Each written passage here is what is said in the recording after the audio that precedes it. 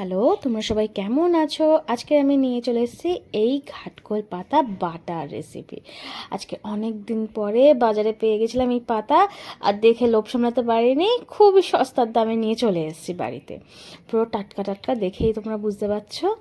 চলো কি করে বানালাম দেখে নিই খুব তাড়াতাড়ি। প্রথমে পাতাগুলো ভালো করে ধুয়ে আমি বেছে কুটে নিয়েছি। বেছে কুটে নেওয়ার পরে কী কী লাগবে সেগুলো জোগাড় করে নিয়েছি।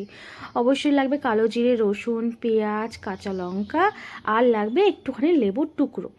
একটা পাত্রের মধ্যে আমি নুন আর লেবুর রস দিয়ে আমি ভালো করে ধুয়ে রাখা পাতা আর ডাঁটাগুলো ভালো করে সেদ্ধ করে নেব। প্রথমে পাশে একটা কড়াই বসিয়ে দিয়েছি। কড়াইয়ের মধ্যে আমি ফোড়নের জন্য বানিয়ে নিচ্ছি কিছু জিনিস। প্লিজ প্লিজ প্লিজ কড়াই দেখে তোমরা কিছু মনে করো না। এইটা হলো আমাদের বাড়িতে অনেক পুরনো কড়াই, আমার মা যখন প্রথম বিয়ে করে আসে তখনের কড়াই। ঠিক আছে, তো উনুনে রান্না হতো তার জন্য এরকম হয়েছে, লোহার কড়াই অবশ্যই। তো তেলের মধ্যে আমি দিয়ে দিলাম রসুন, পেঁয়াজ, কালো জিরে, আর দিয়ে দিলাম কাঁচা লঙ্কা, আর সেদ্ধ করা পাতাটা দিয়ে দিলাম। এটা ভালো করে ভেজে নেব যতক্ষণ না জল শুকিয়ে যাচ্ছে। ভালো করে ভেজে নেওয়ার পরে এর মধ্যে আমি একটুখানি যে লেবুটা রেখেছিলাম, লেবুটা একটুখানি দিয়ে দেবো যাতে গলাটা না চুলকায়। আর এর মধ্যে পরিমাণ মতো নুন আর হলুদও আমি দিয়ে দিয়েছি।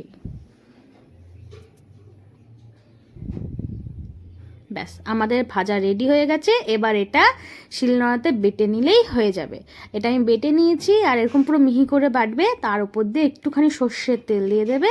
সর্ষের তেল দিয়ে মেখে নিলেই গরম গরম ভাতের সাথে এক থালা ভাত নিমিষেই শেষ হয়ে যাবে। বানিয়ে